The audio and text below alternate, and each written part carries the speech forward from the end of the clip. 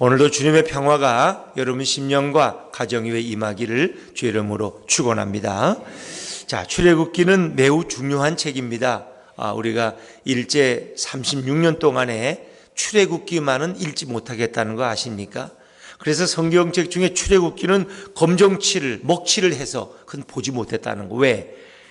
바로 일본에 의해서 억압받는 상황이 이스라엘 백성이 애굽에 의해서 노예되어 억압받는 상황과 너무나 흡사했기 때문에 모세라는 지도자가 나타나서 이스라엘 백성을 출애굽시킨 것처럼 독립투사들이 이제 일제 억압에서 우리 대한민국을 독립시키려는 이런 모든 노력들을 좌절시키고자 출애굽기는 읽지 못했다고 금서라는 것입니다. 그만큼 출애굽기는 중요하다는 것입니다. 왜 그러냐? 출애굽기는 구원의 책이기 때문이다. 이 출애굽기는 장차 예수님이 이 땅에 오셔서 우리를 죄에서, 절망에서, 저주에서 우리를 구원하실 것을 미리 예표하고 있는 책이 바로 출애굽기라는 것입니다. 모세라는 인물은 하나님이 세운 지도자지만 그는 예수님의 예표입니다. 예수님의 모형입니다. 예수님이 오셔서 하실 일을 모세를 통해서 하나님 우리에게 보여주고 있는 것입니다.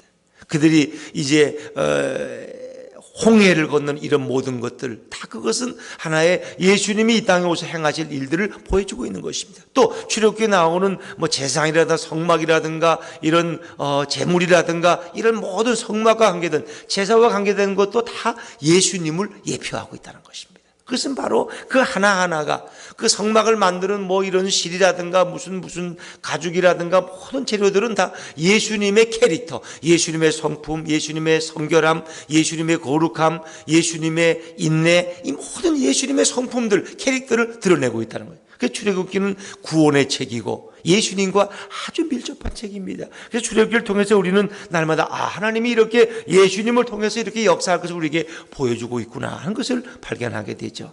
자, 우리는 어제 이제 이스라엘 백성들이 70명이 이 요셉의 초청을 받고 야곱의 일가가 애굽으로 이주했는데 고센 땅에 머물렀는데 어떻게 됐어요?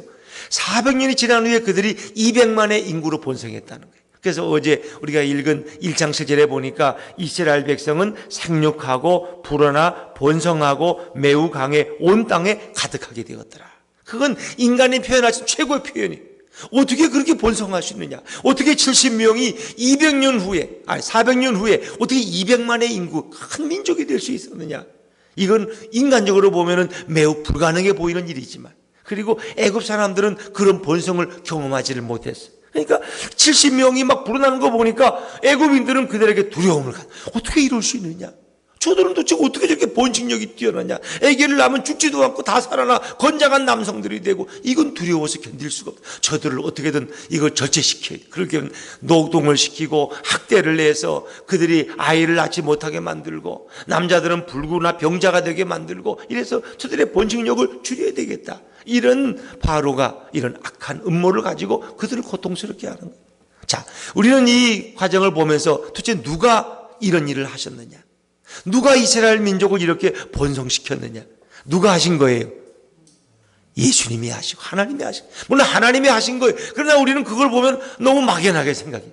정말 예수님이 그 이스라엘 민족과 고난 속에서 함께 하셨다.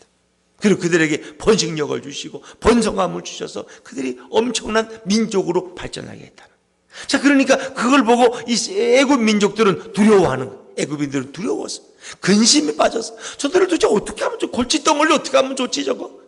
요셉을 알지 못하는 새로운 바로 애굽의 왕이 일어나서는 저들은 우리에게 문제거리야. 만약에 우리가 외적에 친일받을 때 저들이 외적과 결탁하면 우리는 끝나는 거야. 어떻게 하면 좋지? 근심이 돼 잠을 못 자.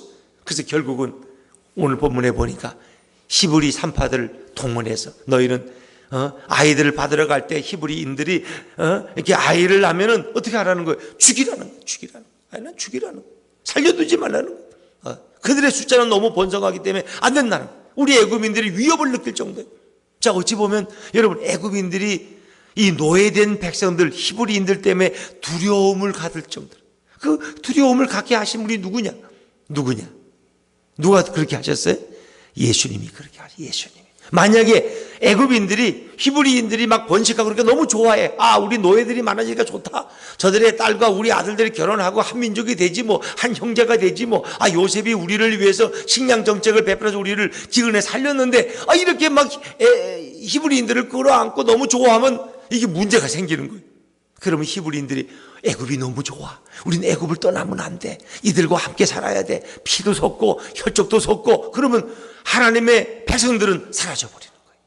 그 순수한 혈통이 사라져버리는 거예요. 그럼 결국 그들은 애굽에 동화돼서 거기서 그들과 함께 살아간다면 하나님은 누구를 통해서 구원의 역사를 이루겠느냐.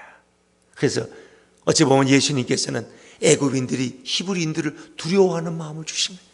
그들을 두려워해서 어떻게 그들을 괴롭히고 그들을 학대하고 먹고 살기 없게 하고 이렇게 하니까 결국 히브리인들이 어떻게 해요? 너무 괴로워서 하나님 앞에 기도하는 거예요. 하나님 살려달라고. 이거 못 살겠다고. 우리가 애굽 땅에 나가야지. 원래 하나님의 약속이 우리가 여기 떠나는 거 아니냐고. 그러면서 살려달라고. 결국 하나님이 모세를 보내서 그들을 애굽에서 이끌어내는 거예요. 여러분, 이 모든 섭리를 보면 우리 예수님의 역사가, 우리 하나님의 섭리가 얼마나 놀라운가. 얼마나 놀라운가. 거기가 좋으면 우리가 떠나겠어요? 안 떠나죠. 안 떠나요. 그러나 그들이 학대했기 때문에 떠나게 된 것이고, 그리고 하나님의 섭리, 하나님의 역사는 계속 이어져 내려간다는 것입니다. 자, 어찌 보면 오늘 이렇게 히브리 산파들을 통해서 아이를 죽이라고, 남자아이를 낳으면 죽이고 딸이거든 살리라는 이런 명령을 내린 이 애굽의 바로의 마음은 어떤 마음일까? 자, 우리 15절 16절 말씀을 다시 한번 읽어보죠. 15절 16절입니다. 시작.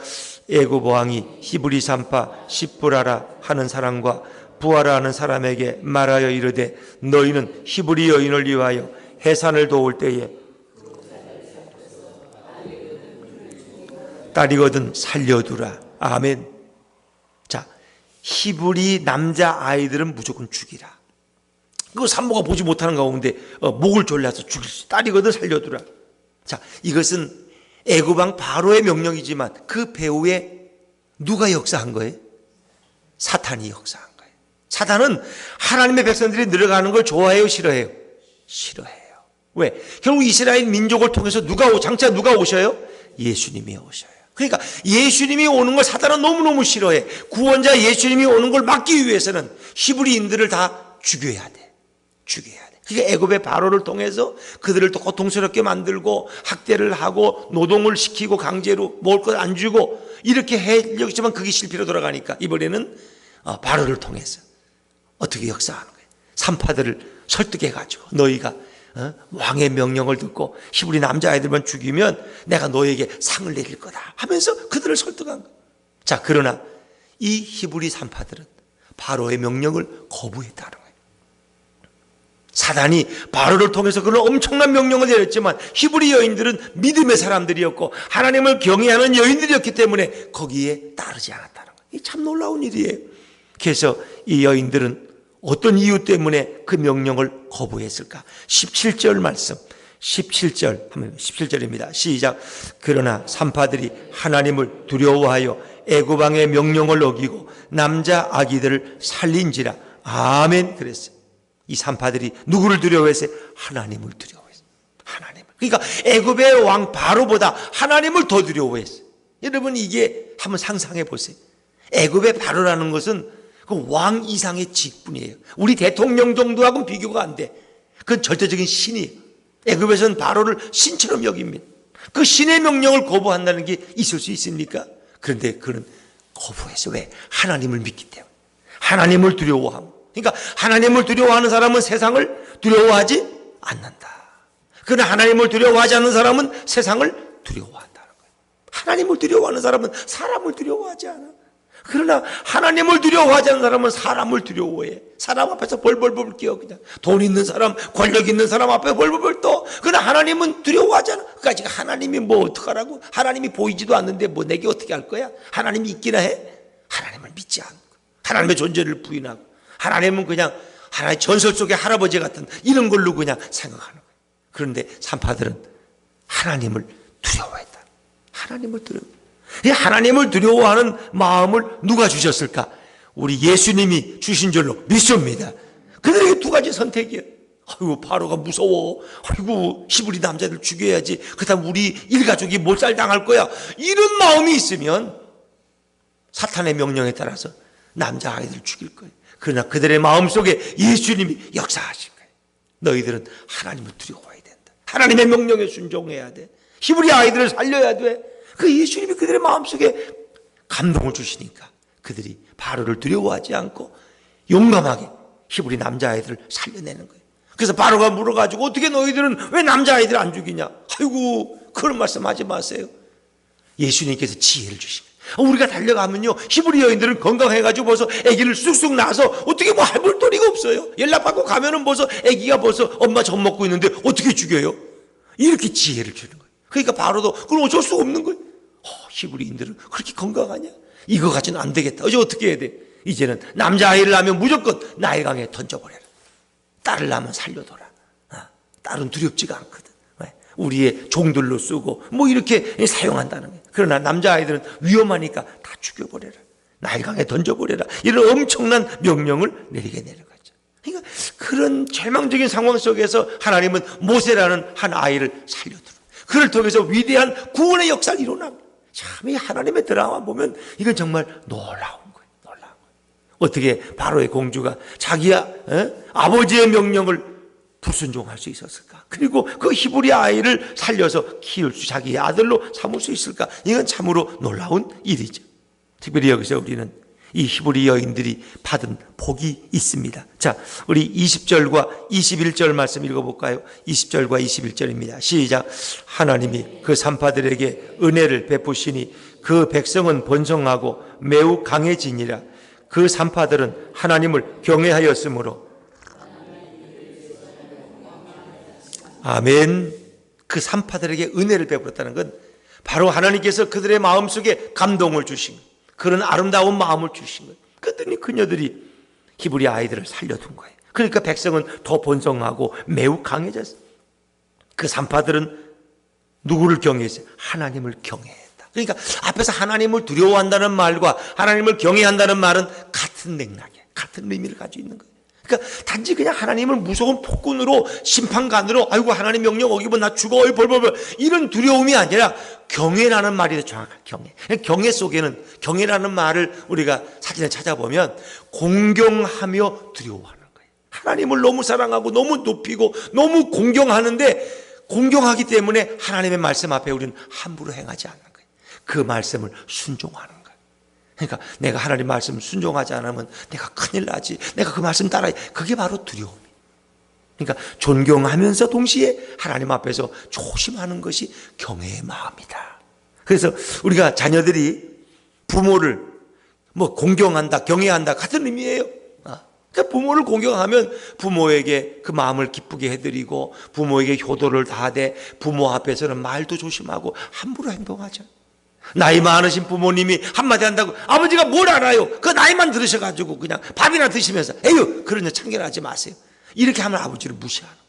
그런데 나이 많은 아버지가 말씀하시면 아버님 말씀이 정말 일리가 있습니다. 우리 젊은이들은 그런 아버님 같은 지혜가 없는 것 같아요. 아버지의 말씀을 존중히 여기는 그게 바로 경외라는 거예요.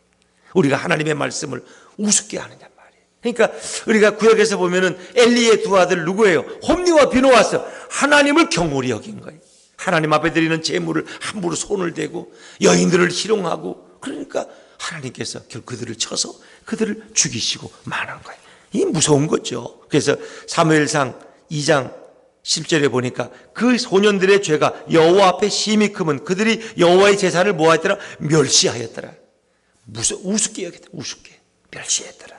그들은 하나님을 존중히 여기지 않았어요. 그래서 사무엘상 2장 40절에 보면 나를 존중히 여기는 자를 내가 존중히 여기고 나를 멸시하는 자를 내가 경멸하리라.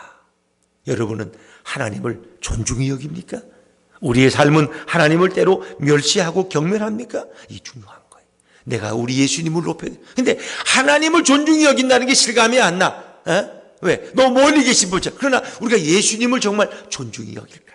예수님이 내 인생의 주인이시고 내가 중요한 일을 우리 예수님께 여쭤보고 우리 예수님 말씀하실 때 내가 그 마음을 거부하지 않고 그대로 순종할까? 이거예요.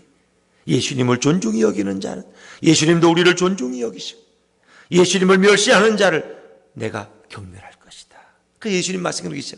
너희가 사람들 앞에서 나를 시인하면 나도 아버지 앞에서 너를 안다고 시인할 것이고, 너희가 사람들 앞에 나를 모른다고 하면 나도 너희를 아버지 앞에서 모른다고 할 것이다. 중요한 거예요.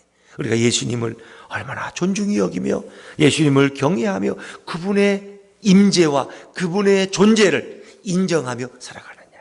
정말 예수님이 우리를 보고 계신다면, 내 옆에 예수님이 계시고 내 안에 예수님이 주인이라면 과연 우리는 어떻게 살아야 될까 하는 걸 생각하죠. 그래서 이렇게 하나님을 경외하는 그들에게 그들의 집안을 흥왕하게 하신지라.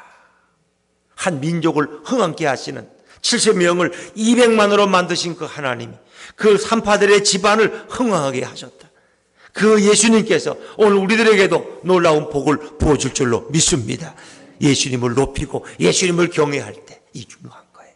나는 정말 예수님을 높이고 존중하느냐, 예수님을 경외하느냐, 예수님의 살아계심을 인정하느냐. 그럴 때 주님도 우리를 존중히 여기시고 우리를 축복하시는 거예요. 여러분, 어떤 분들은 뭐 복을 얘기하면 하나님은 오늘도 복을 베풀고 계시고 예수님을 통해서 우리에게 은혜를 주시고 있는 거예요. 어떤 사람 예수님을 높이는 자예요. 예수님께 영광을 돌리고 예수님의 존재를 인정하고 오늘도 예수님과 동행하는 사람을 가장 기뻐하시고 가장 사랑하시고 가장 복을 주시는, 그것이 영적인 복이든 육적인 복이든 세상적인 복이든 주님은 그것을 아끼지 않고 복을 부어주시는 거예요. 산파들을 흥왕케 했다는 것은 산파들에게 영적인 복만이 아니라 그들의 모든 삶에도 엄청난 복을 주셨다는 거예요. 그 집안을 흥왕하게 했다는 건 그 자손이 번성하고 그들의 물질이 부요함을 얻고 그들이 세상에서 존귀함을 얻었다는 거예요. 이게 뭐예요? 바로 우리 하나님이 주시는 복이다. 오늘도 우리 예수님을 경외함으로 그 명령 앞에 순종하며 나아가는 저와 여러분 되시기를 주 이름으로 축원합니다. 기도하겠습니다. 하나님 감사합니다.